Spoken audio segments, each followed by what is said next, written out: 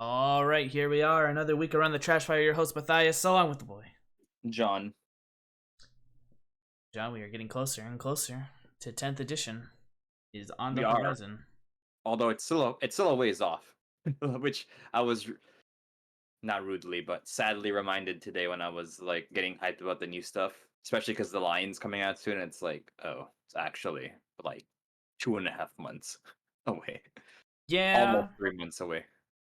yeah, it is. It's still 2 months away, But but it is getting closer. You're right. the days go by faster. At least for me. I don't know how your days are going, but my days go by fast. So this is Yeah, this, yeah, this is rapidly approaching for me. So I'm very excited to see that. We got some stuff to preview, some stuff they've uh previewed, I guess would be the best yeah. word to say. Some new rules, how uh, detachments are gonna work, stratagems gonna work, bunch of new keywords that they're adding, and kind of systems, as well as obviously the lion. The rules have been released. Um, and many, many more. We got Kickstarters and we got one Star Wars Legion news as well. So let's jump in where we always start, the Sunday preview. So here we are. The Lion. He's coming. He's coming. $110, which is $110. great price because Blade Guard are 60 and Guilliman's 80 or 75. So that's like 100. So it's like a $25 discount. But yeah, I will be picking him up. I'm not sure if I'll pre-order him right away or if I'll wait till like the local game store. Well, I don't know. I mean, as much as I love my local game store, the allocations have been pretty grim for a lot of the big releases recently, so Hmm, I'm not sure if I'll be able to pre-order from them. I see. I Oh, will not be picking him up because I do not Um, want to be a Dark Angels fan. But yeah, I will be returning to my roots as a Dark Angels player. Actually, my first full army. I guess I had Chaos Space Marines, but I was gonna say Chaos Space Marine. See what's your yeah, it first was Chaos army? Space Marines when I was a baby playing against Matt was also a baby. That But was my Eldar. my Yeah. yeah, my second big army, because my Chaos wasn't that big. Actually, I could tell you what I had. I had 20 Chaos Space Marines. Sorry, 16 Chaos Space Marines because back then it came in boxes of 8. And then I had a Terminator Lord and a Defiler. That was it. That was my army. And I think I got a And Bloodthirster a as well. Bloodthirster. And a Bloodthirster, and that was it. That was all I had until I quit that army. Well, retired it in storage. And then I played Dark Angels when the Battle Force came out because I really like the Knights look. I actually played a successor chapter then, so long story short, I am pretty excited to go back to my Space Marine roots with this Dark Angels project.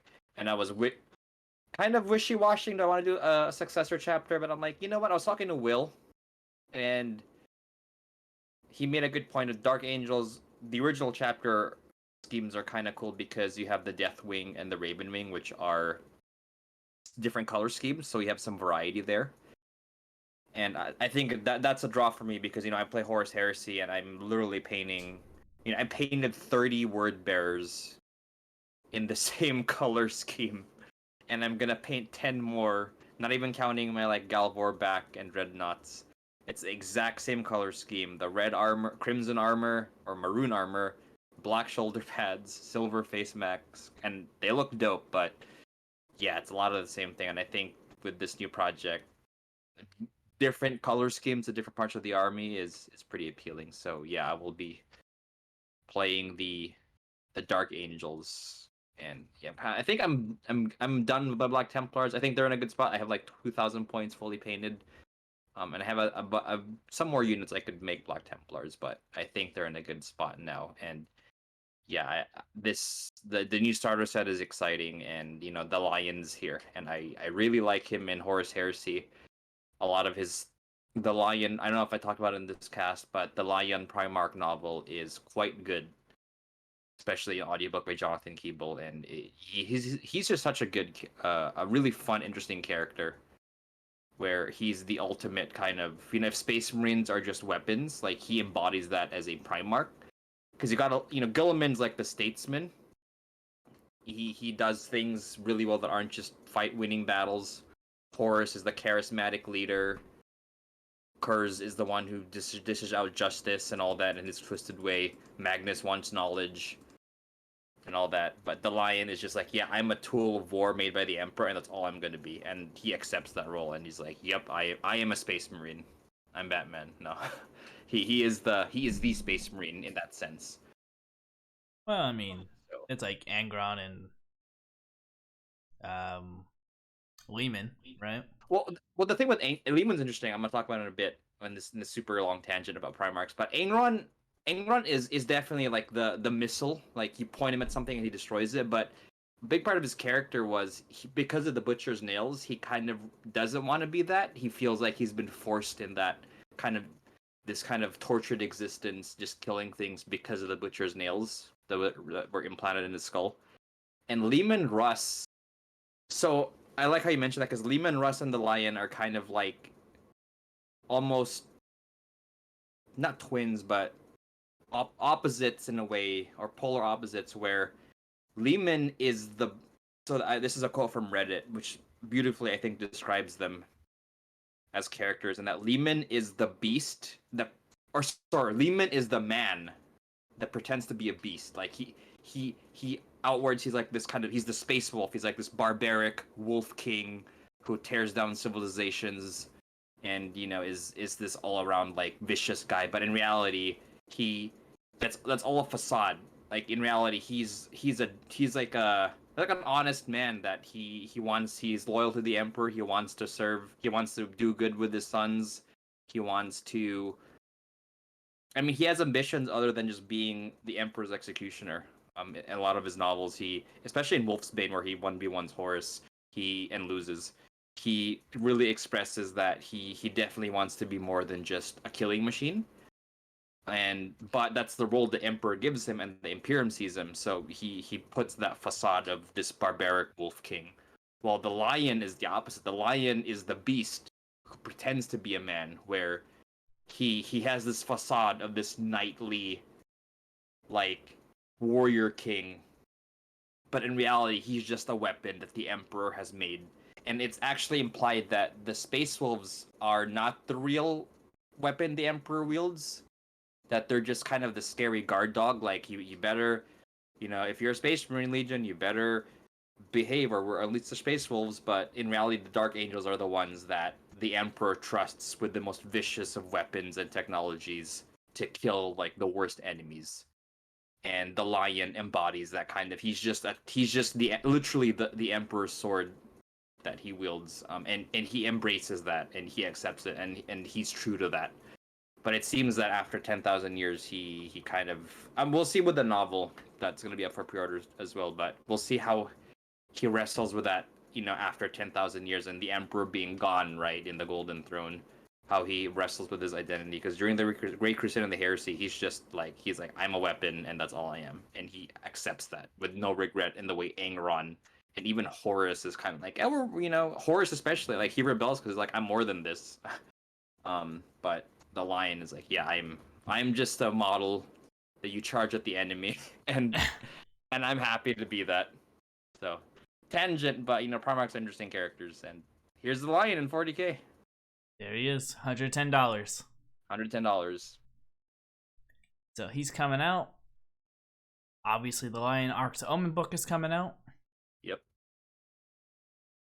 Grandmaster Azrael coming out on his own. I'm actually surprised that this is coming out on its own. Not that, it wasn't going to happen. I'm just surprised how early it's coming out. It's pretty soon, absolutely, yeah. So he's coming out, as well as Commander Dante, even though a few people have already got it, apparently. So we got that. We got Vashtor also coming out. Vashtor, the Archifane. Not going to be a Chaos God. The beat stick. The beat stick. Yep. And then of course we got sanguinary dice, which is whatever. It's okay looking. Boarding patrols. We're getting Leagues of Votan.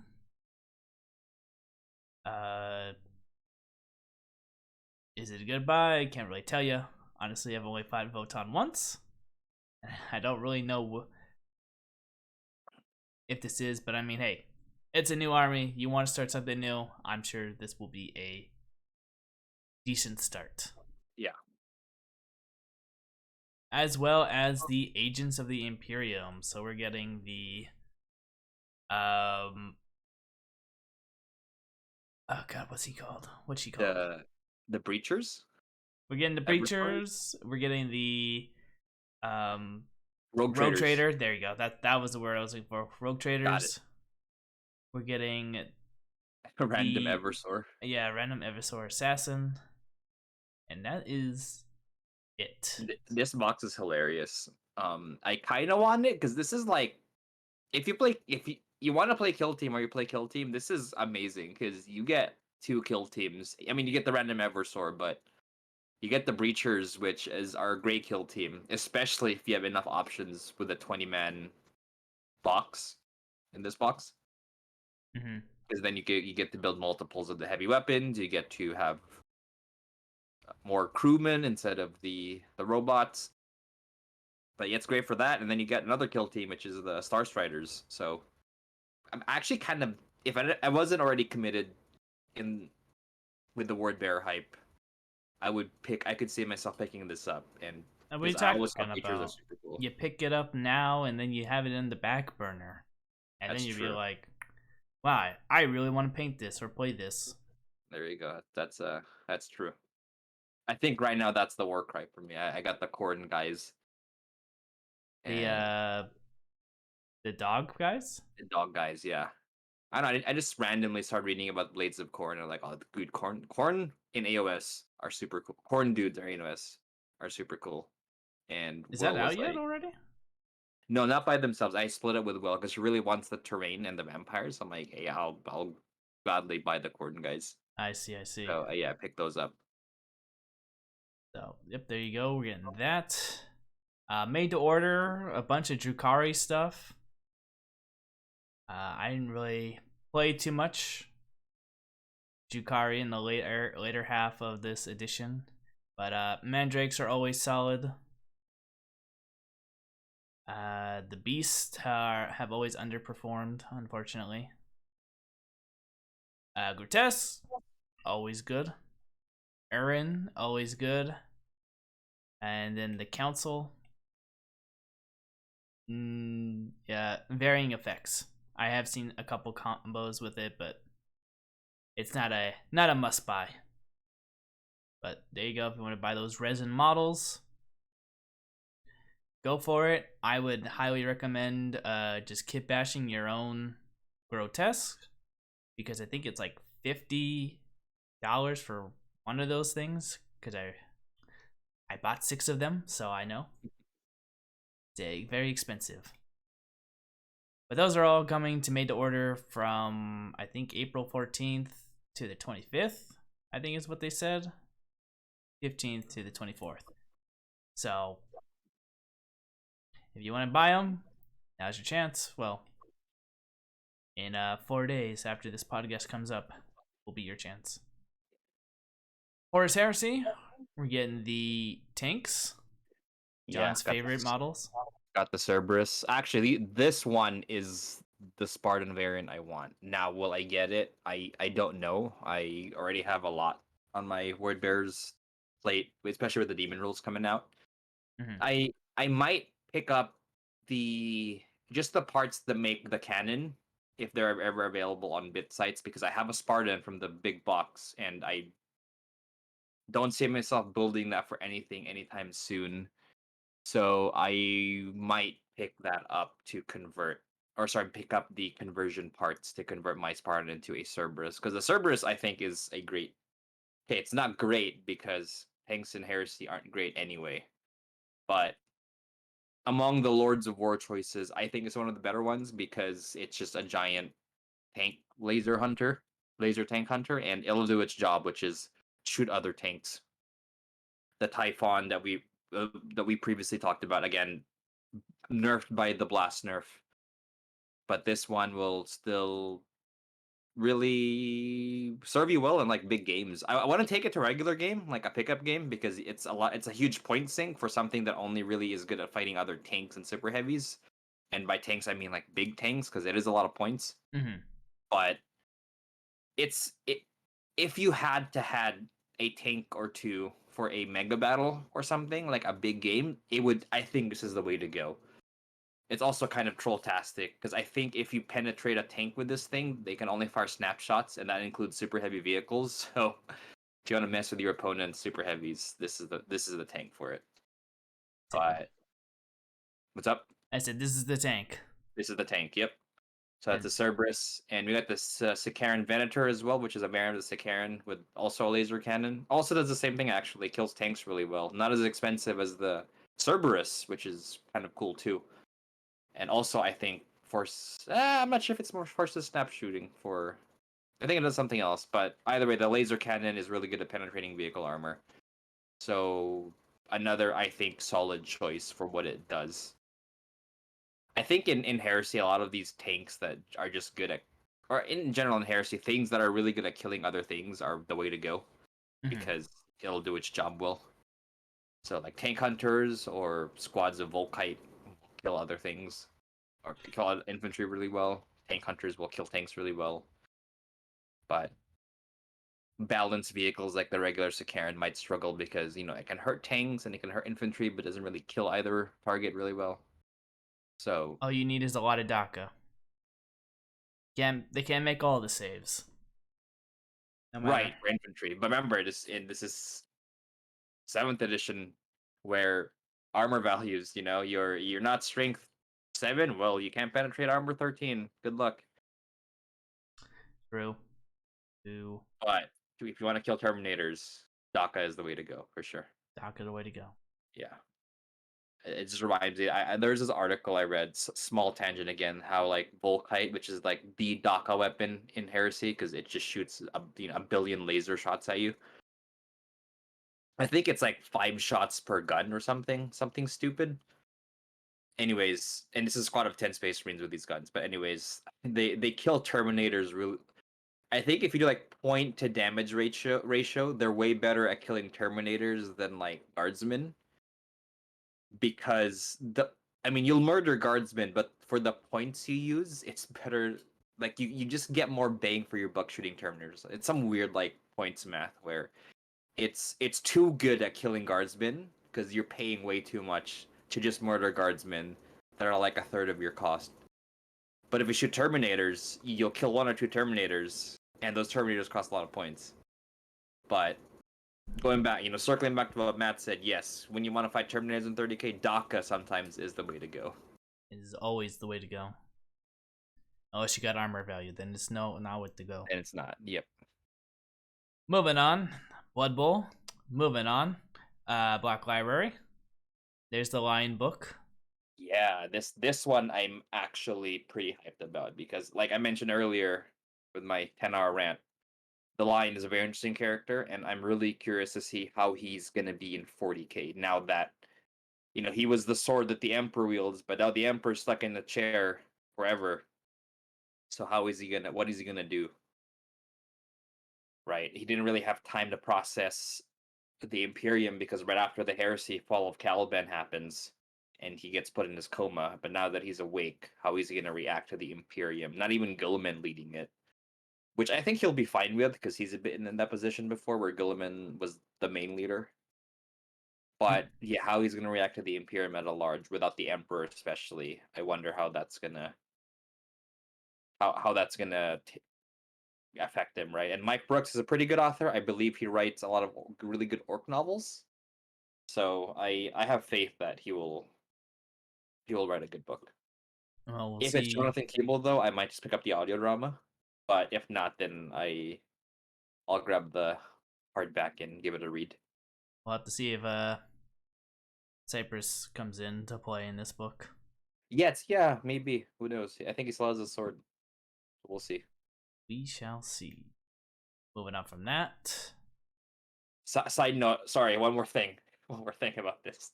Um, so apparently in like Old English or something, L. Johnson means son of the forest. So this is a cool play on words that the book is called The Lion, Son of the Forest, which is the literal translation of the name Lion L. Johnson. Mm-hmm. Shout out to Will for pointing that out to me, that his name means son of the forest. So that's super cool. Props to whoever gave him that title. There we go. Anyways, moving on. Get the collector's edition book. We got Legends of the Dark Angels Omnibus. So if you want to get a bunch of stories of the Dark Angels, you can pick it up all in this one soft-covered omnibus book. Books getting translated into German. Orc books. There's you go. Mike Brooks. Yep, Mike Brooks. Yep. Getting translated into German. White Dwarf. Looks like we're gonna get some new Arcs of Omen lore and missions in this book. And let's see, anything else? Not really. Black Talon coming out in Warhammer Plus. Yes, Warhammer Plus. Finally, Black Talon, the Age of Sigmarines, finally getting their episode. As well as a lore master of the Vicos. Vircos. As well. So, very interesting stuff coming out this week. Good stuff coming out. All right. Since, we like talking about the line, I figured we'd talk about the line rules. Because they were not previewed, they were released. Yeah, that's right. Released before the model was out, which is kind of not GW style. Now, to disclaimer, yeah, we're on the Avon Venue edition, but that also, I think, means that his rules will be very similar to what they were here. So I think this is a very accurate assessment of how he's going to be like in the new edition. So, Yes. yeah. So let's go ahead and take a look at this. We've already gone over his weapons. I don't think we went over his pistols. He's got a plasma pistol. He's got a bolt pistol. I know. Okay. I know. Kind of annoyed that it's not the same pistol in 30K, but to be fair, it's been 10,000 years, right? Mortarion has the same pistol, but it's also Mortarion. He's a demon. He could just magic his pistol to survive 10,000 years. But, anyways, well, tell me. Annoyed, not really. Tell me about this pistol. Why is it so important that it would be the same pistol? I guess just because this is it's a kind of a complaint. I'm gonna sound like a hypocrite, but I I wish it was the same pistol he had, but I was also annoyed that in the novel, and I think I ranted about this before, it's weird to me when they name drop things that are in the model, on the model, or describe how the model works. So in the Lion novel, the Primarch novel, it talks about his plasma pistol, which is called the Fusil Actinius. And we played Warhammer for a while. There's always all these weird, cool, made-up names for weapons in the Codex, right? Mm-hmm. And it's just, in the grand scheme of things, it's just a pistol. I guess it's special because the Emperor gave it to him, but yeah, they name dropped that in the book, and I'm like, oh my gosh, they're just copy-pasting. They're just rehashing the Codex stuff as they describe this. But, I like the kind of continuity between the Primax from 30K and 40K. Guilliman's another good example, actually, where his power fist, is the same power fist he has on the 30K model. So I think that's kind of cool. But yeah, I'm just surprised that they didn't keep the same pistol when for Mortarion he also keeps the same scythe, which is silence, and he keeps the same pistol called the Lantern. Yeah, but that's warp magic. Yeah, it's warp magic. So yeah, it's just kind of funny. The worst offender of the Codex thing though is I believe it was when Sanguinius fights Angron in Echoes of Eternity. He shoots him with his pistol, and in the game it's a one-shot Melta pistol, and I believe they use the word Melta and pistol. Sorry, in this they call that a Melta pistol, and they say it's only one shot, and I'm like, Dude, you didn't need to tell me that. This novel is amazing, but you didn't need to tell me that. It's a one-shot melted pistol. It's literally a one-shot melted pistol in the rules. But anyways, yeah, I, They I gotta do sell you wish the it was the model. same one. What's up? They gotta sell you the model. They gotta say exactly. They gotta sell you the model. So, but in the rules, it's you can either fire twice for damage 2, strength 4, or fire it once for strength 8, still damage 2. So it's kind of cute. It's a super powered plasma pistol. Yeah.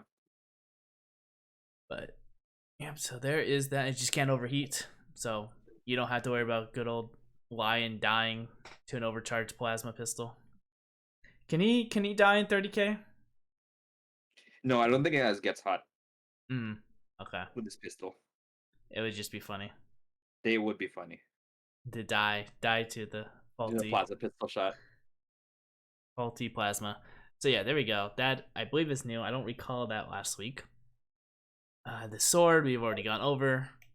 But now they feature his abilities. He's gonna have Forest Walk, which is basically going to allow him to deep strike, which is always nice. Let me just check how many wounds does he have. 9 wounds. 9. So I think is it at 9 or above 9? It's I think above 9. it's at 9. So he's still Yeah. safe without getting targeted.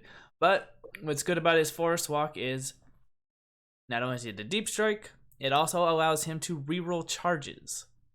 So it's gonna be he can get into your back line and start messing stuff up. No problem. And with that reroll on the charge, he is definitely going to be one scary guy. The Emperor's Shield, we already discussed that. They showed that off last week. The Primarch of the First Legion, basically all friendly Dark Angels and characters within 6 inches of his models get reroll hit rolls of 1 and wound rolls of 1. Rerolls. Includes himself. Yep. He's a character. So that is good and interesting. I wonder if that rule is going to persist given what they dropped for 10th edition. Mm-hmm. You mean the reroll part for 10th edition? Yeah. Well, it would be kind of cool if he kept it because it makes Primarchs more special if only they get rerolls. So, got it. We got a Martial Exemplar, basically allowing 1 unit. Sorry, no, I'm thinking of the Warlord trait. Any model he's in engagement range of, he gets to fight first. And then Watchers of the Dark, up to twice per battle. This model can attempt to deny a witch. If the Psyker model is attempting to manifest the psychic power that is a Chaos Psyker, you can re-roll that deny. So, very, very hatred against the Chaos Sorcerers over there. So that is all his abilities, and then he's got his own Warlord trait, no hiding from the Watchers. In your opponent's movement phase, select 1 friendly Dark Angels within 9 of the Warlord until the end of the turn. That unit is eligible to perform a heroic intervention, as if it was characters, and is eligible to perform the heroic intervention within 6 inches, horizontally, 5 vertically, of an enemy unit. When performing this action, you can move each model up to 6. So, basically, just helping your Warlord out, or giving you a guaranteed interruption right there to mess up your opponent. The combat phase happens. It's okay. The Warlord trait is. That's what I'm saying. Everything else, pretty stellar. The Forest Walk is gonna be good. The Emperor's Shield is, nice. Watchers of the Dark is nice for anti-psychers. And obviously Primarch of the First Legion aura is always nice to have as well. So Lion is gonna be pretty good. I hope that in the new edition, because they're gonna redo the Primarch rules for the new edition. I hope they just make them super OP but expensive. So which befits like Primarchs are super OP in the lore. And like I hope they don't scale back their abilities for the sake of gameplay. Like I love that he has 10 attacks and he could get 20 attacks damage too with AP -3, you know. So and he gets rerolls to hit and wound. But it makes sense because he's a Primarch, right? And if that's too strong, this increases points. So I hope they have that same design mentality with Mortarion, Magnus, Ingron, and Gilliman. Just Right now he Primarchs. is 320 points. So that's pretty expensive. Do we know how much Gilliman is? I think he's about that. It's like the 300s. So I mean that's pretty average. I know. How much is Angron? Angron is 300, I think. Angron's pretty low. I remember that much Mm. compared to Morty and Magnus. I think Magnus is 420. So that means Angron's probably like 350. Okay. So I mean they're pretty good. They're pretty. I mean they're like a fourth of your army right there if you're doing 2,000 points. So will they need to increase their points? Maybe. Maybe. It depends on what kind of special rules they're going to be getting as Primarchs. Especially my Primarchs, Magnus, you know, what psychic abilities he's going to get, how lethal it's going to be. But overall, Lion looking good. He's looking like he's going to be taking a lot in any Dark Angels army as of right now. Moving on to our next subject, though, we got Heresy Thursday and we got Tank Commanders. I know John just loves the tanks. That's why they keep making more tank models for him. Oh man, yeah. John and the community loves tanks so much. No, we're okay. But yeah, so we got these new tank Centurion. So Horus Heresy, a little background for listeners who are not familiar. So Horus Heresy has the Centurion, which is an HQ that you could upgrade into different roles. So like in Horus Heresy, there is no data sheet for a librarian or a chaplain or a master of the forge like they do in 40k, like a Techmarine HQ, I mean. But what you do is you get a Centurion and you upgrade him to a chaplain or a librarian and or a master of the Techmarines type thing. And he gets all the rules that would befit someone like that. Like if he was a librarian, he would get the Psyker rules. If he was a chaplain, he would get Hatred, which rerolls hits, because it's what chaplains do. And he would get like power weapons, the librarian will get a force weapon, and that's baked in the cost when you upgrade a Centurion to this one of these specialized consoles. So essentially, these guys are like that. They're consoles for tanks. So you pay them, or you pay the points for a Centurion, it seems, and you get these guys. So the first one is well, they're called Decurions, which are, I guess they're the Centurion equivalent for tanks. Unclear if they're going to make them HQs or anything, but if all we know is they're going to give them new abilities. And these new abilities are kind of whatever. Like, I don't want to say they're bad. They're just kind of whatever. So if this is all they do, kind of sucks. I would say. I hope they do other things besides give these reactions because they're kind of whatever. The models look great though. Like this Imperial, the first one looks awesome with the Imperial Fists assault cannon, and you got the Sons of Horus one. The Imperial Fist one seems more Legion specific. I mean, he straight up has an Imperial Fist logo on his chest and the Templar cross on his belly. So kind of harder to convert that. While the Sons of Horus one, I mean, yeah, he has the Eye of Horus on the banner, but that could just be a Legion thing. A lot of traders adopt the Eye of Horus as a banner. It does have the 16 on it, so maybe that needs to be shaved off. And the heavy bolter looks super cool. And these are great models. Don't get me wrong. If I really like vehicles, I could see myself getting these for either of my legions as kind of like things to make them look cooler. But in terms of rules, all we know so far is they give them these reactions, and they're kind of whatever. The first one is essentially it's a return fire. So in Horus Heresy, there's the return fire reaction. So if you get shot, you could shoot back. But for vehicles, you can only shoot at defensive weapons and pistol-mounted weapons at the enemy. So defensive weapons are models or weapons that are strength 6 or lower, and pintle weapons are just any kind of pintle-mounted weapon, regardless of the strength.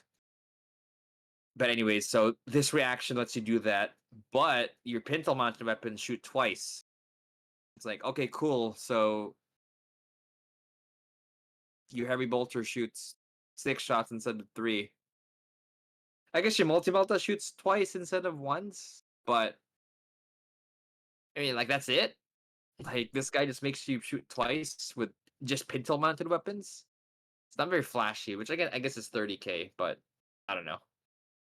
The second reaction granted by the second Decurion gives you lets you pick a weapon, a pintle weapon or defensive weapon when you oh, this is not a reaction, excuse me, this is a thing you just get.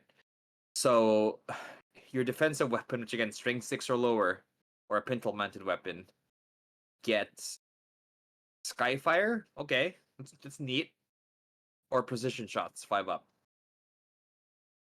It's still kind of meh because it's like if you want Skyfire, just get an actual anti-air unit like a Aegis dreadnought defense or line. what's up? Aegis defense line. Yeah. Well, I don't think that's in Heresy yet, I know. but I wish there was because actually it's kind of cool. I do miss like those kind of terrain things because some people have made really cool stuff for that terrain thing, even though it's kind of a meme as well of having like Aegis defense lines everywhere. But yeah, like just take an actual anti-air unit, like an Aegis defense dreadnought or an Aegis defense Sicaran. Because those exist. There are dreadnoughts with Skyfire and Sicarans with helical targeting arrays, which give them Skyfire. But it's like, okay, you shoot an aircraft with your strength 6 weapons and your multi-melta. Like, alright. And you get precision shots, but it's like, alright. You get to snipe someone with your heavy bolters. Why not just get like a sniper squad that'll do the same thing? But it's not Except, reactionary. Come on now. I guess. I mean, I don't think even this is even a reaction. It's just he just gets it. So I Well, don't know. It's what else we got on this thing? that's kind of it. And Anything interesting else? No. no, it's kind of it. It's Well so then. lame.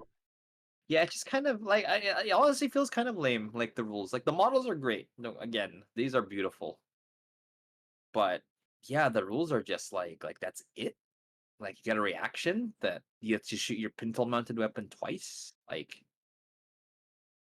and you get to skyfire with your pintle mounted weapon and your defensive weapons. Like that's it. That's it. Like not even a leadership bubble or like a fearless bubble or something, because these things exist in 30k. There's things that give leadership bubbles and like objective secured bubbles. Yeah, but he's a tank commander, sir.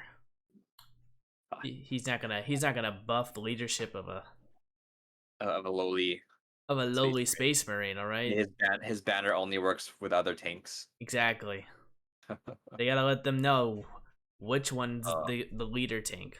oh It's a man, nice target. and their resin, which is even worse. That's Forge World for you. But I don't know. This is just whatever. It's not bad news like the dreadnought thing, but yeah, I'm not. This doesn't make me happy. It doesn't make me sad. It's kind of like, okay, cool. Well, we can talk about something else then. Cursed City back in the news here. And they're going to allow you to take some heroes into the Cursed City with these free scenarios that they are giving us. How do you feel about this, John? You think it's a good idea? You think it's a bad idea? Um, Being able to take the hero classes into good old Cursed City and seeing yeah, how I they mean play. it's more content for a single player game, so I think it's a good idea. It's kind of like random and unwarranted, but I mean, if you want to have Gortrek Gurnison just murder his way through Cursed City, like, yeah, I think it's fine. It's again, it's free. If this is a product, I would be kind of annoyed, but it's just PDF rules, and people who like Cursed City would probably appreciate this because it's just more content. It's So more content. yeah, It's not bad, in my yeah. opinion. Like I would, ultimately, it's free. So yeah, I would agree with John. If it was paid content, I would be upset. I mean, it kind of is paid content because you need the models. I mean, obviously you could just proxy if you really wanted to, but since the rules are PDF, it's no real harm done. So, Cursed City, more content for you. So I'm happy. I'm happy for that. But now it's time. It's time, John. 30K. I mean, sorry. Freudian slip there. 40K. 10th edition. They released the Terminator stat line. Let me just zoom in here. Zooming out. So, our Terminators. Classic movement 5. New toughness 5. Classic 2 up to save. Classic 3 up. Classic 6 up in OC1. Which is pretty much what we expected. So, we got a lot of things here. Assault cannon, having something called devastating wounds. mhm. We're bringing back flamers that are ignoring cover, and it says torrent. Or So it's probably the D6 auto hits thing. probably. And storm bolters rapid fire 2, as well as the chain fist being an anti-vehicle 3+. Bunch of stuff in there to cover. And then we got the abilities. We got the faction oaths of moment, which is I believe the detachment. And then we also got rules for the teleport homer, which they used to have or used to use sometimes. And then we got Fury of Fists, which is each time a model in this unit makes an attack, you can ignore any or all modifier attacks to blitz skill or weapon skill characteristics and or to the hit roll. In addition, each time a model in this unit makes an attack that targets an enemy unit you selected with Oaths of Moment ability, you can add 1 to the hit roll. So for your unwieldy weapon, which is the Power Fist, you'd be hitting on a 3+, and Power Fist, or sorry, I said Power Fist. Power Weapon would be hitting on 3+. Power Fist and Chain Fist 2+. So making them very devastating in there. And then right off the bat, they also have a 4-up invul save, which is 1 better than what they normally have. Usually they only get the 4-up when they have the storm shield. So let's dig into these, shall we? All right. So this just goes over the characteristics, why they give them the +1 to the strength, the invul save, the weapons, rapid fire. Terminators no longer gonna be able to get the full benefit of rapid fire anymore, and I assume that's gonna go across the entire board. No more Space Marines standing still and getting the full benefit of their rapid fire weapons. Looks like they're going back to where you actually have to be within half range to get the rapid fire bonus. So the Stormbolter still going to be 4 shots, if you can get within range 12, which obviously for Terminators is quite easy if you deep strike them near something. So that is the return of classic rapid fire. I'm okay with this change. This change is this one doesn't bother me too much. Because it was always kind of just whatever in Yeah. 40k. Because most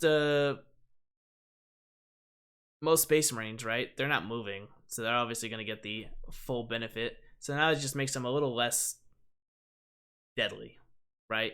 No longer just sitting on an objective, getting the full benefits of your weapons. Now you actually have to move up and be tactical if you want to get the full benefits of your shots here. So I'm okay with this change. This change is fine with me. Welcome back, Rapid Fire. Now the Chain Fist. So they have the anti-vehicle +3+ ability, which they give the anti-special rule right here. Weapons with the anti keyword X+ in their profile are known as anti-weapons. Each time an attack made with this against a target with the keyword after the word anti, an unmodified roll of the X+ scores a critical hit, or critical wound.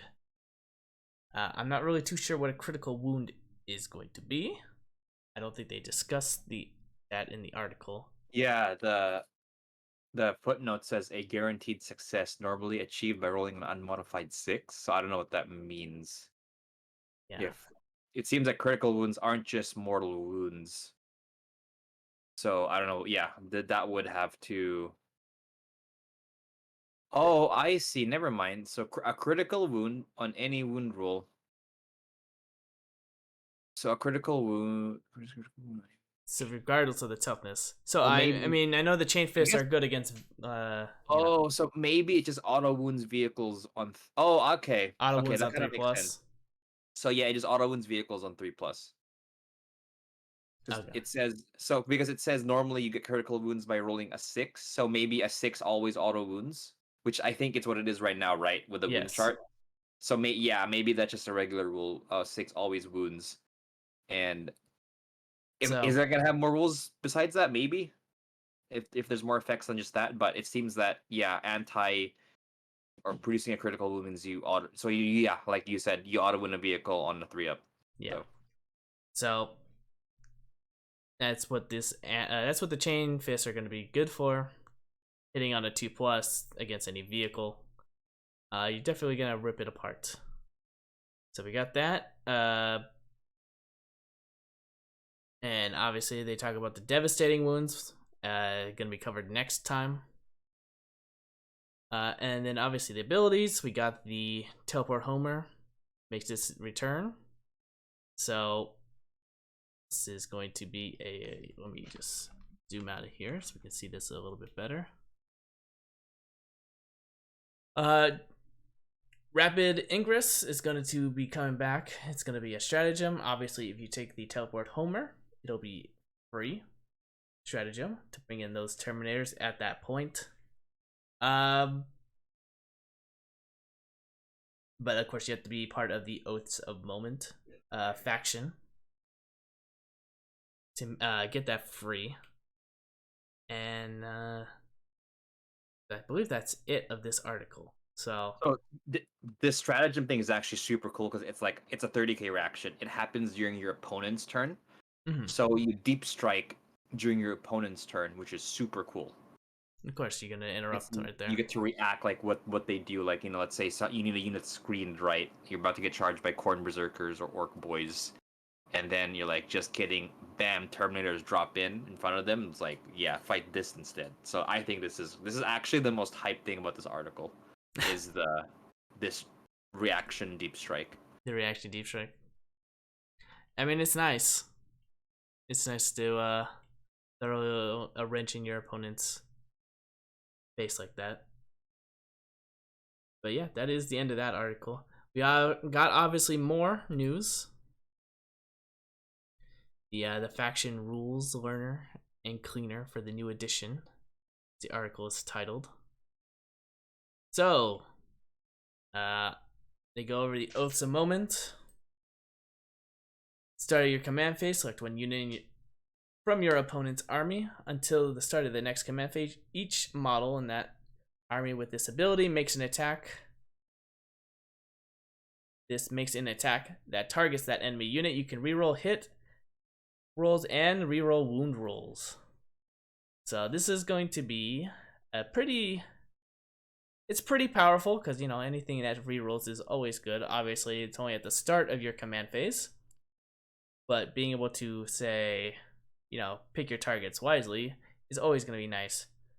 But also a key thing in this section here, after that army roll, it says at the bottom, rerolls are going to be significantly less common in this edition.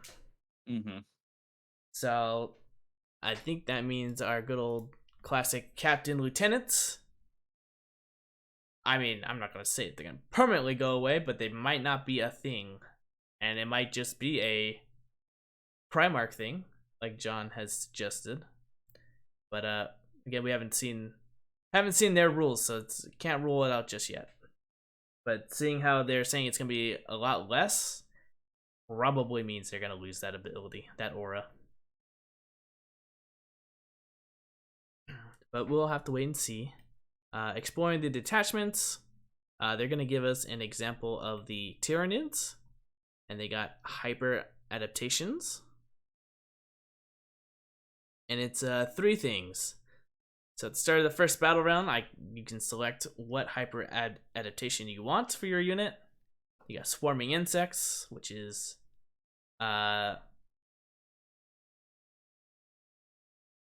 makes an attack against this enemy infantry or swarm unit. That attack has sustain hits 1 ability, which I don't recall if they say anything in this article about sustain 1, so I don't know what that means. It's something. It's something. Next one, hyper aggression makes attacks against the enemy monster or vehicle. That unit gains lethal hits, which I assume is just gonna be, it's just a fancy word for rending, but we'll find out later on when they discuss it. And hyper predators. Each time an attack is made against a character unit, if its critical hit is scored, that attack has precision ability. Which you mentioned precision in that last 30k article we read. What is precision? So in 30k precision just lets you snipe specific models in a squad.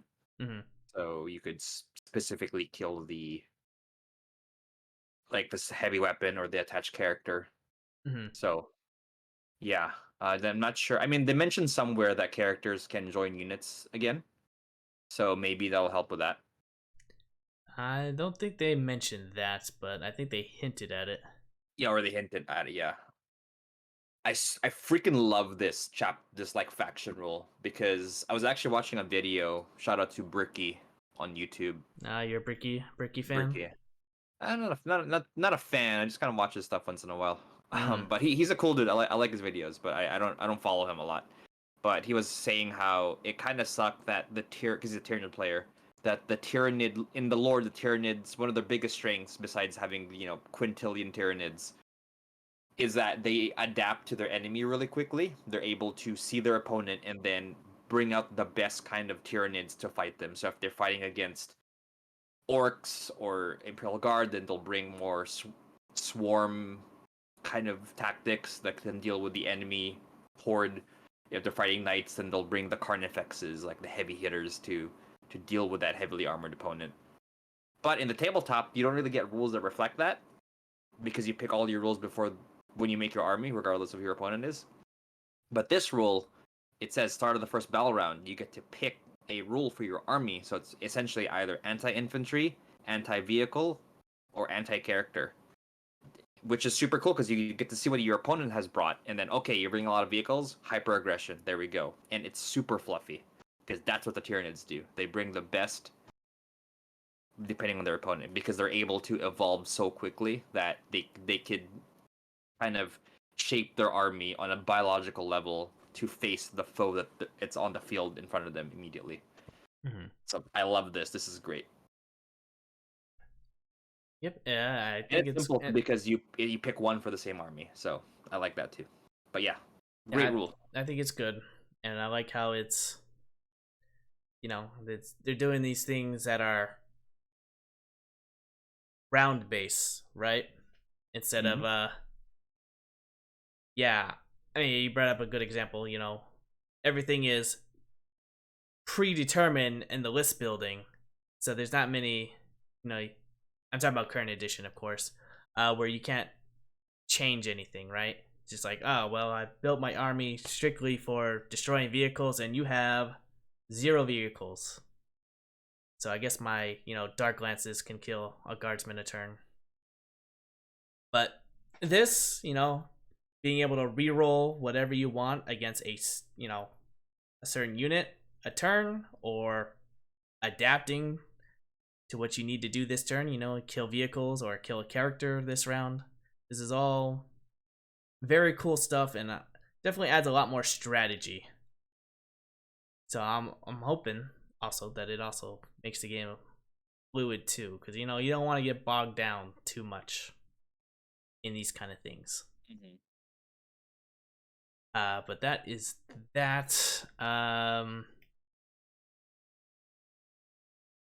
Lethal hits against them, meaning you automatically wound on a critical hit. So lethal is basically like anti. You're gonna wound on whatever X it's gonna be, 3 plus 2, 5 plus whatever. Da, da, da, da. And then they're gonna talk more about synapse later on. Armor of Contempt. They are bringing that back as a stratagem. Of course, you have to take the Gladius Task Force to use it. What to do? Well, it does basically what it did back in 9th edition. So when shooting, the shooting phase, or in combat, if the models are targeted, they will -1 the armor penetration of whatever is hitting them. So it's it's basically armor contempt, but it's only going to be for 1 unit that phase, I believe. The phase, or is it?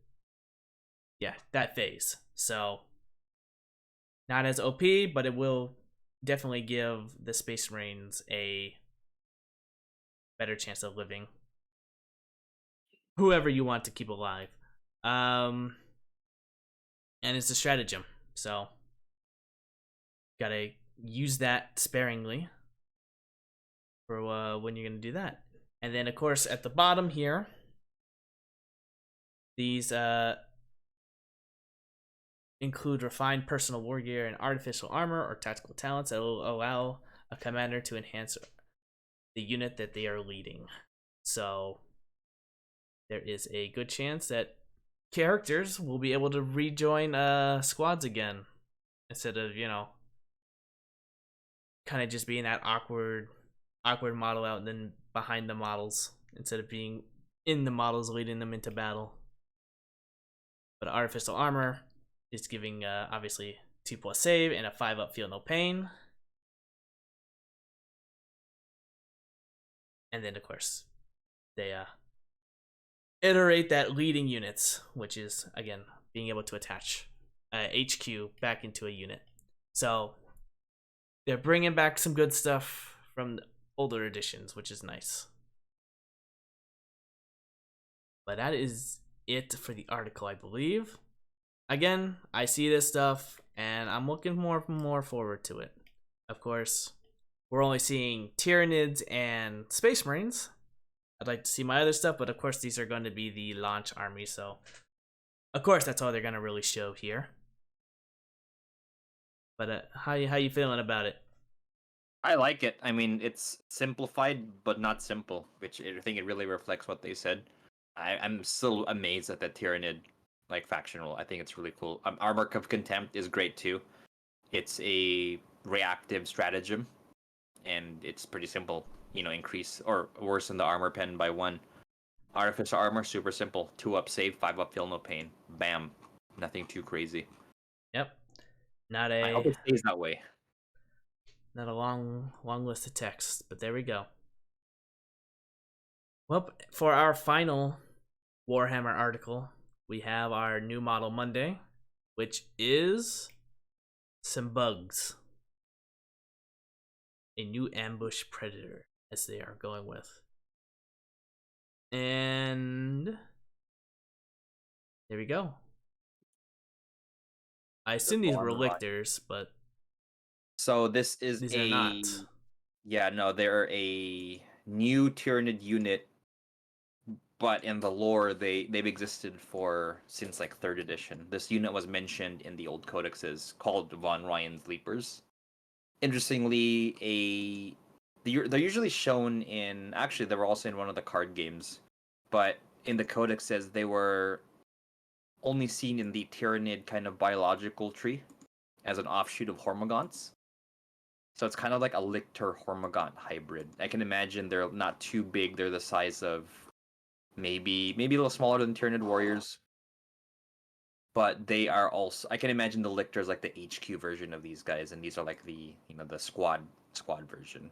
But yeah, they're super cool. I love the design. This is great. This is a modern Primarisified Tyranid.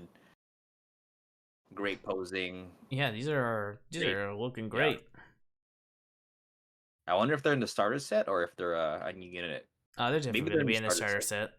Yeah, They wouldn't show it off if it wasn't going to be in the starter set. that's true. Yeah, these are definitely going to be starter set models. But yeah, that is that. Tyranids looking good for you. Looks like you're going to be eating well this edition. With a bunch of new models and a bunch of new HD models. But that is that in terms of Warhammer. We got some Star Wars Legion news here. Ahsoka Yes. Tano has her cards revealed.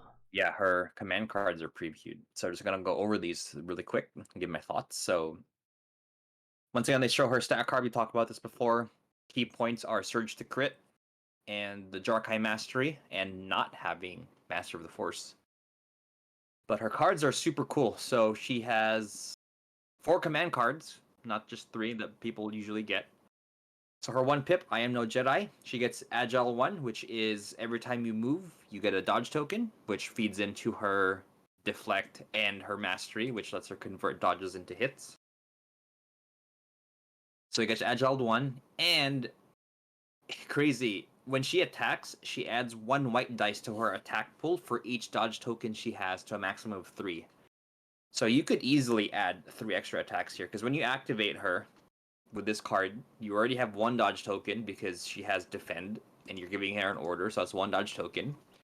And then you move twice, that's 2 more dodge tokens because of agile, so you get 3. Super easy. So it's almost guaranteed you're getting those 3 extra white dice, and you don't even like getting those white dice don't even cost dodge tokens. You just get a white dice for having a dodge token, and you could use the dodge token to make those hits.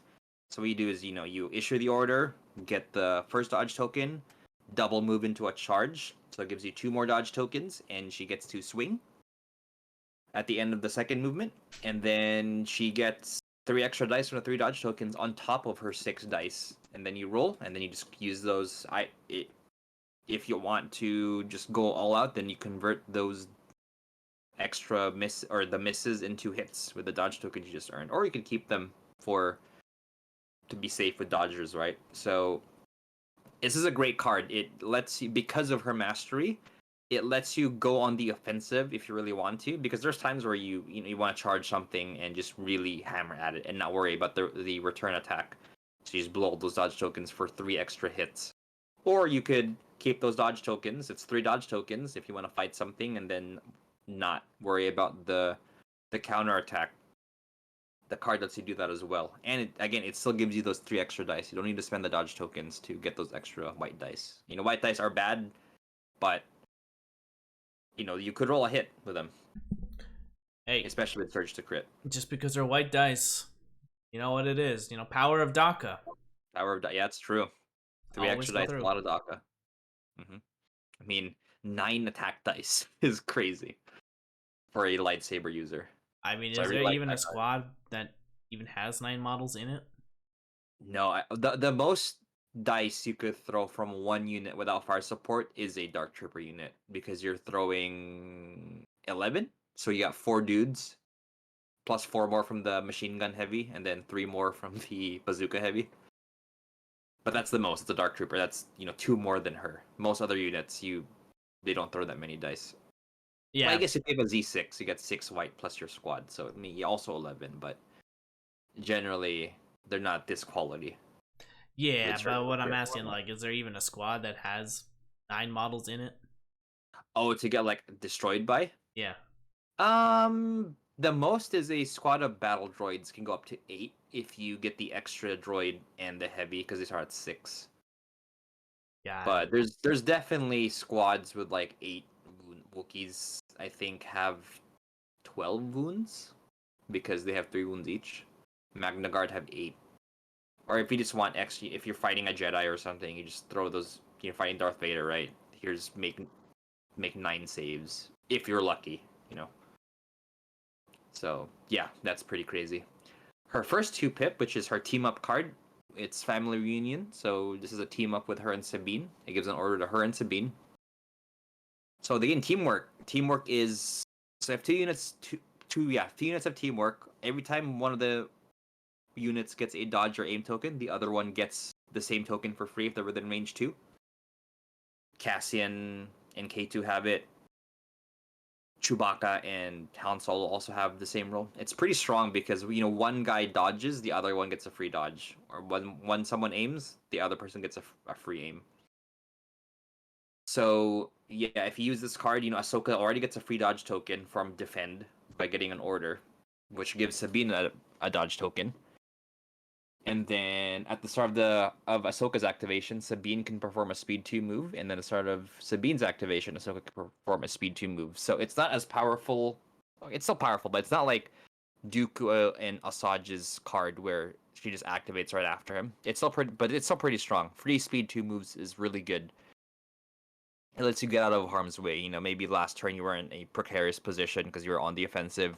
You play this card and you get to retreat 1 while the other dives in. And this, at the very least, it's a free dodge token for Sabine. And if Ahsoka does some dodging or whatever, then Sabine gets the same thing. There's a lot of synergy with just what she could do with force powers, and even what just Sabine can do with her aims and dodge by aiming and dodging up close and personal with Gunslinger. More free dodges for Sabine, which converts to free dodges for Ahsoka. So yeah, it's a really good card. Her second 2-pip Swift Protector. So Ahsoka, it only issues an order to Ahsoka. However, she gets Guardian 2, which lets her block up to 2 hits per attack on a friendly unit within range 1 of her. And when another friendly small base trooper within range 1 of Ahsoka is declared as a defending unit, and again a free dodge token. So this is kind of nuts if you're playing defensive Ahsoka. So if you give her like Force Barrier, which lets you block 2 hits for free, you could kind of really block an absurd amount of hits for a friendly unit. So if a unit's in heavy cover, they're blocking 2 hits automatically for being in heavy cover. Guardian lets you Guardian 2 extra hits. And then with Barrier, it lets you block 2 more free hits. So that's 6 hits that aren't crits you get to block for a friendly unit. And if you have something like Protector, it lets you Guardian crits, right? So this is a really good card if you're playing kind of like a Rebel gun line and using Ahsoka as a pure defensive linebacker. Because you could really, again, like block an absurd amount of hits using other combinations of upgrades and force powers. And on top of that, the unit gets a dodge token, which is gross on Rebels. And finally, her 3-pip, A New Beginning, Ahsoka, and 2 units. It's pretty good order control. So the start of activation, she recovers, which is great because there's a Master of the Force. So if you're using your force powers, free recovers are always nice. And when she issues an order to a small base trooper unit, the unit gets either 1 aim token or 1 dodge token. And Ahsoka gets Inspire 2. It's a solid card in general. Nothing too fancy or crazy. She gives a free dodge or aim token to units she orders, and she gets Inspire 2, which helps with the suppression tokens. And the free recover rate, always really good.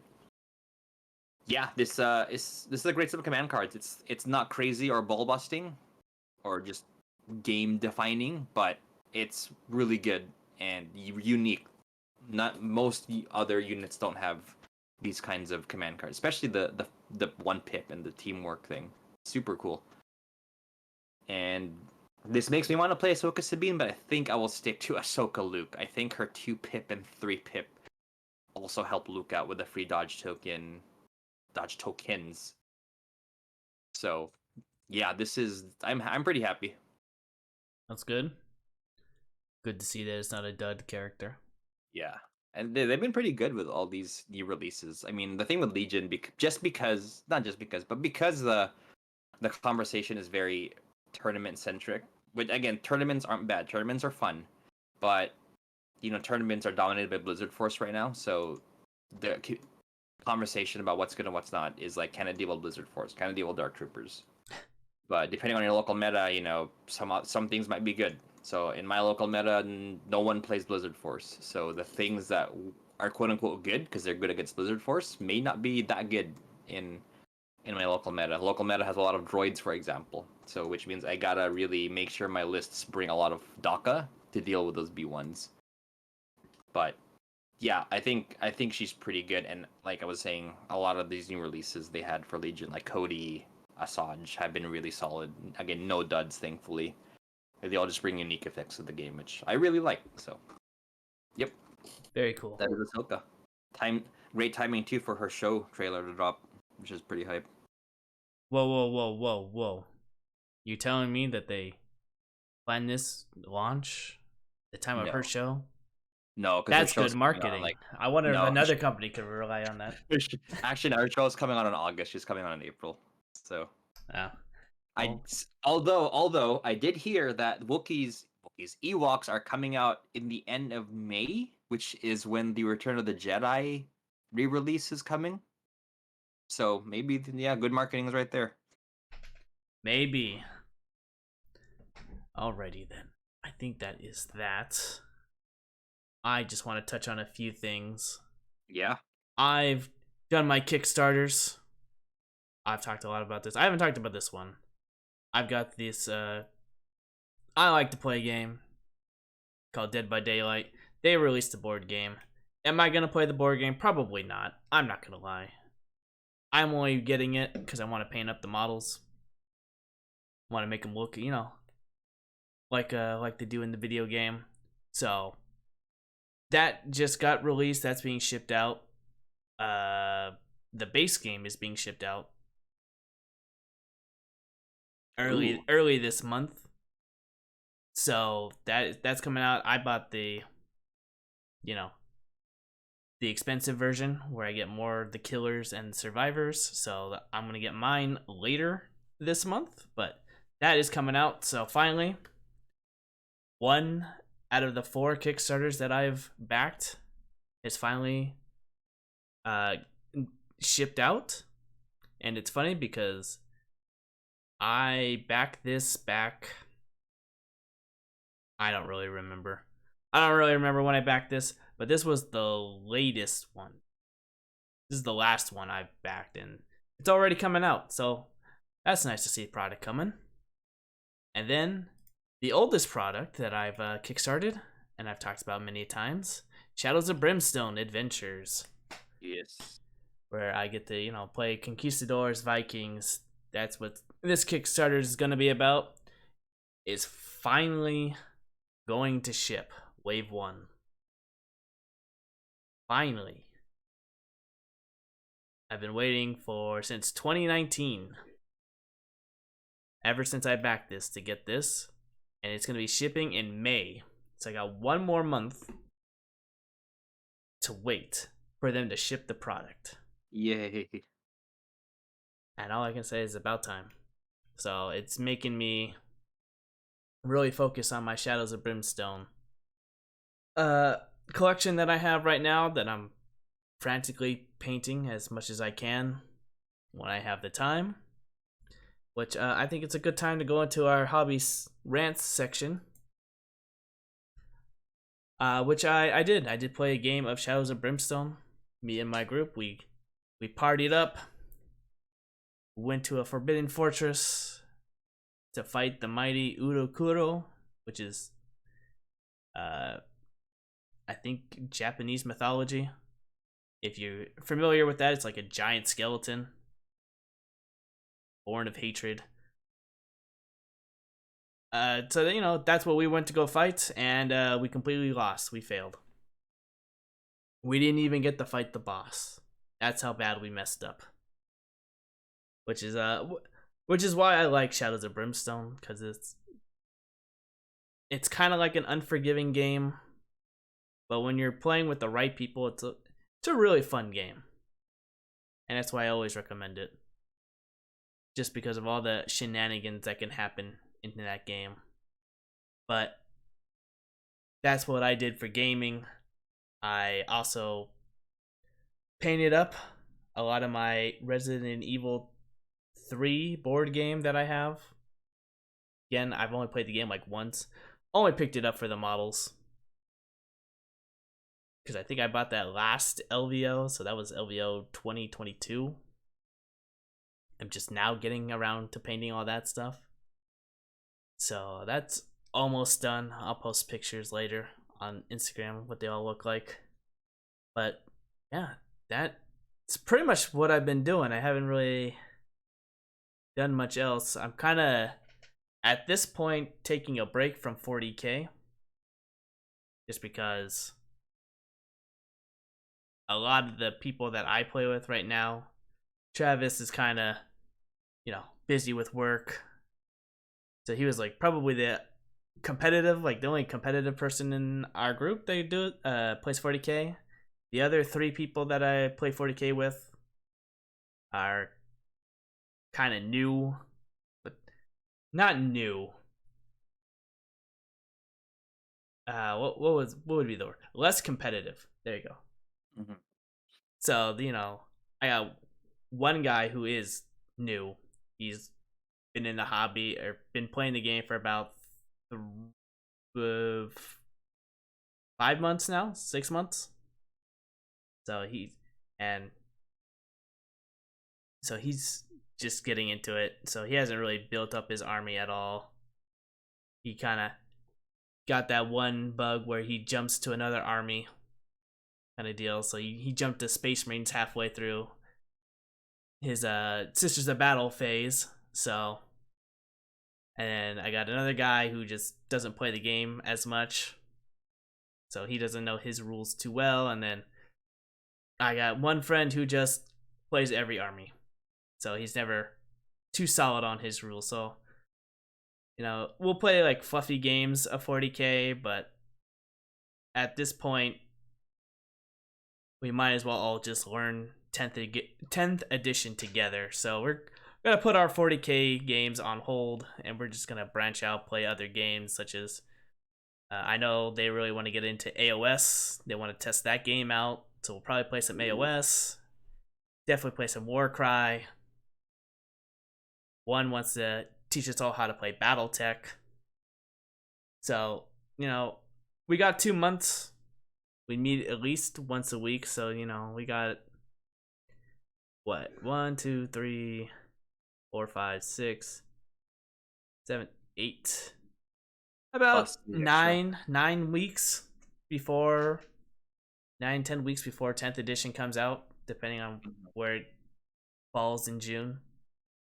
So, we're gonna be just branching out, enjoying the hobby, and then relearning all of 10th edition, which for me will come by pretty easily, but for everyone else, it'll take a little more time. What about you, John? What have you been up to? I'm just working on my Word Bears Legion slowly, so I am finishing up the Recon Squad this week. I signed up for another 30K league and playing on 3 leagues now. But one of them is about to end, so just still working on 30K. I do want to finish these Word Bears before 10th drop. So 10 weeks, I think that's more than enough time for my 3K list and my variation, which has demons and infantry. But there's that. And I haven't also been playing once again a lot of Star Wars Legion. I played another game last week. There's going to be a tournament coming up next month at the local game store, and I will. The requirement is you got to bring one heavy unit, so I guess I'm bringing Dark Troopers because I really don't have any. Well, I guess I can play my Maul list, but I I got a think Dark dewback. Troopers are a good. What's up? I got a dewback. Dewbacks are not heavy, unfortunately. You got an ATST? No, you don't have an ATST. The dewbacks aren't heavy. I thought they were heavy. No, they're support, Oh, okay. so you can get 3 of them. So yeah, I will be bringing Dark Troopers because I think also there's a lot of droids again in my meta, and I think Dark Troopers are really good against droids. They throw a lot of dice, and they're also balanced by the fact that droids have easy access to impact bazookas, so it's not like an auto lose if I bring Dark Troopers.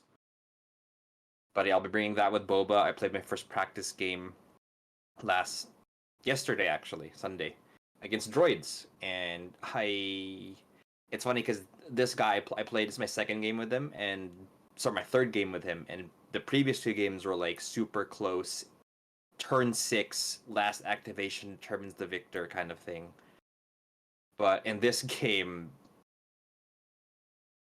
I blew up his AAT, the droid tank, turn 2, just because he whiffed all his saves.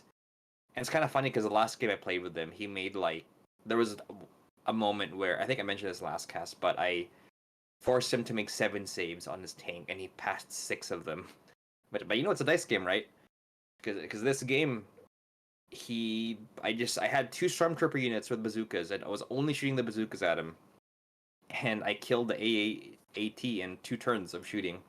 So I think it's 12 dice. 12. I scored 12 hits, maybe 10 or 11 hits, and he had 9 health, 8 or 9 health, and he failed enough to die turn 2, which kind of swung the game in my favor for obvious reasons. So by the end of turn 2, he did dive in with Grievous, which did a good amount of damage, but Boba was at full health. Boba and a lot of my units were still going strong. My Dark Troopers had 4 models left still. I think it had 1 more model before he was gonna start doing damage to the heavy weapons. And I had Boba, I had Stormtroopers still kicking. I have my officer who was still, an activation to deal with. I had I think 1 Royal Guard left, but still, it's an activation. We were playing hold 3 objectives every second turn, right? So yeah, I think I ended the round with Boba flamethrowing a droid squad and essentially killed all of them. So at that point, he actually just GG'd because he only had Grievous left in the middle of my army, like 2 or 3 Magna Guards. I think 3 Magna Guards. I think 2 squads of B1s and like 2 Droideka squads. But one of them was on the other side of the map, and yeah, at that point, I would have played next turn. I would have played Boba's 1 pip where he mobilizes a unit, so Grievous would just be immobilized while I just shoot him, right? But at that point, I had 4 Dark Troopers, and all his impact had died. His tank, Grievous would have died. His bazookas died. So he just GG'd. I'm like, yeah, yeah, that's what happens, right? That's the game. It sucks that he lost his AAT early on, but that's a dice game. And even if the AAT survived, I think the way he played his list, he tried a separatist battle force, but it made it hard to give the AAT orders. So the AAT, I just had to stay out of the arc because AAT had AI attack, so he had to attack with his first action, and he could only really attack once with the armor-piercing shells once a turn. So I just kept my Dark Troopers outside of its arc, and he couldn't really deal with them. But yeah, so first game was a success. I'll keep testing it. I think I got a little under a month to practice the list, and I like the list. I don't think I'll change much from it. Mm-hmm. It's essentially Dark Troopers, regular officer, Boba Fett, 3 squads of Stormtroopers. 1 has the machine gun and a medic droid. The other 2 have bazookas. I got a unit of Black Suns for anti-tank, and because I think they're quite good, the mercenaries, and a unit of Royal Guard to block hits for the Dark Troopers, and 800 points on the dot actually. But yeah, it's gonna be my list for the next few weeks, unless I change and play like Maul instead. But I think I'll stick with this. Well, best of Boba luck at Fett's your really fun. And tournaments. that's Dark Troopers getting nerfed hardcore, but We'll cross the bridge when we get there. Yep, is the way of the game, right? Some units Yep. get hit by that nerf bat. Yep. We're All doing right. some 30K gaming this week, but have a busy weekend. Our buddy Will is actually she's actually getting married this weekend, so that's gonna be weekend trip Congrats. to NorCal. So don't think I'll be gaming much on the weekend. Or maybe I will. I don't know. Maybe they'll have board games at the wedding because it's Will, and him and his fiance are board game nerds for sure. So maybe I'll be gaming actually. Who knows? So we'll have to wait and see. Yep. But I guess we'll call it there. I'd like to thank everyone who made it to the end. And we'll see you next time. Later, everyone.